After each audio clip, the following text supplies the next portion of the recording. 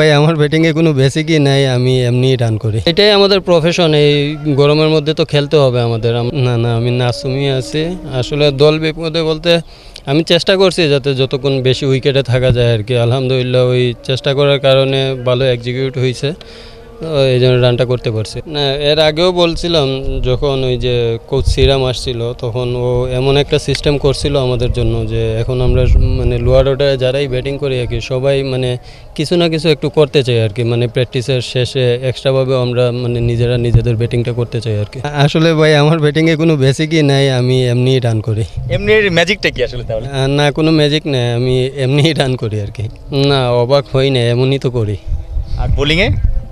Bowling আলহামদুলিল্লাহ আজকে অনেক ভালো বলই করছে আলহামদুলিল্লাহ, বাট মানে ভালোর তো শেষ নাই, আরও 10টা রান কম দিলে হয়তো বা আরেকটু টাইট হয়ে যেত খেলাটা। দেখেন বারবার বলি ব্যাটিংটা আমার প্লাস পয়েন্ট, টিমের জন্য আমি ব্যাটিং করতে পারি, এটা আমার প্লাস পয়েন্ট। বাট আমি অলরাউন্ডার এটা আমি মানতে নারাজ, কারণ আমি ব্যাটিং করতে পারি আর কি, কিন্তু অলরাউন্ডার হলে তো আমি অলরাউন্ডারভাবেই ট্রিট হইতাম।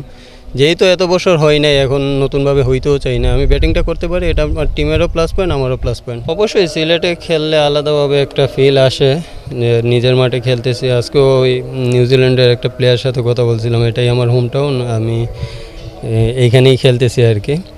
তো ও আমাকে বলতেছিল যে আমার অনেক গরম লাগতেছিল কি না, এটা বলতেছিল। আমি বলে আমি অভ্যস্ত আছি, সমস্যা নেই।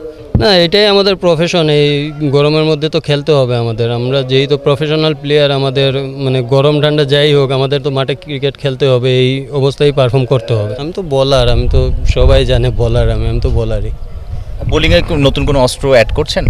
না কোনো অস্ত্র অ্যাড করতেছি না, আর করলেও আপনাদের বলবো না।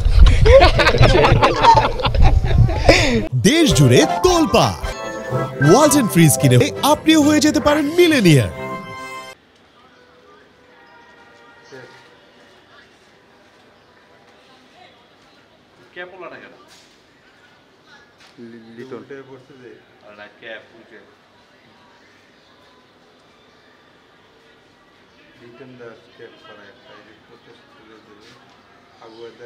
খালি গায়ে